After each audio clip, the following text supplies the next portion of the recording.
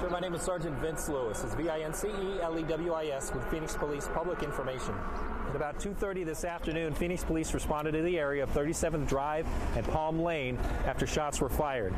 What investigators have determined thus far is that about 2:30, a robbery of a vehicle, an armed robbery of a vehicle, took place at a residence not far from that intersection. The suspects arrived in their vehicles. They committed that armed robbery. They took the victim's vehicle with them.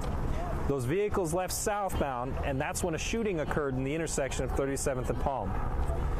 Those vehicles continued southbound, but we did locate a gray SUV with an occupant inside who had suffered critical gunshot wound. That victim has been taken to the hospital in extremely critical condition, and we're trying to determine the role of that person in what had just all taken place. We have since recovered the original victim's vehicle of the carjacking not far from this scene.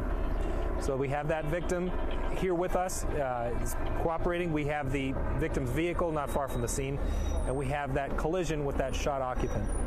So beyond that, the vehicle was recovered. The original stolen vehicle was recovered, but no suspects were nearby. We're not exactly sure the number of suspects involved, or we don't have any descriptions to share, but we're investigating.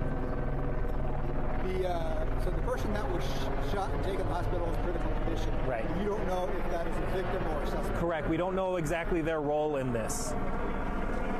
Not the original, but it was not the original carjacking victim.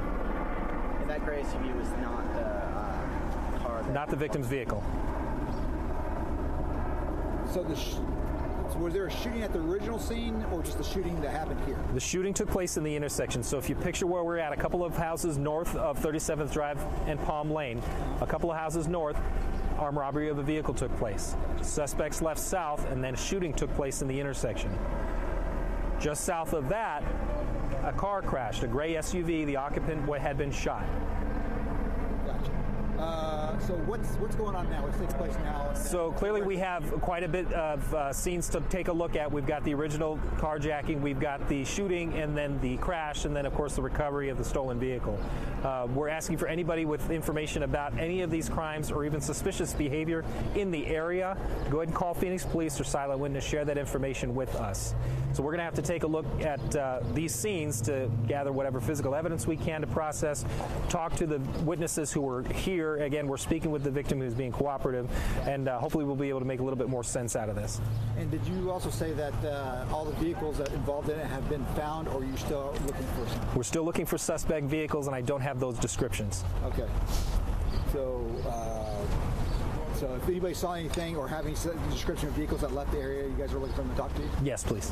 And then I know this is a residential area. Over there, we were seeing people walking through. I just saw a car through.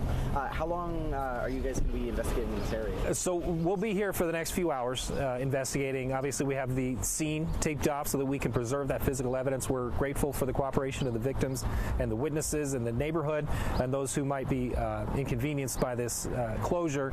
But if you're a motorist in the area, we recommend you seek an alternative route.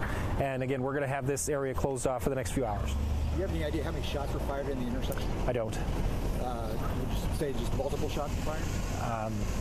I say that this seems like the initial report were multiple shots. It seems around the time that kids are getting out of school, that people walking along,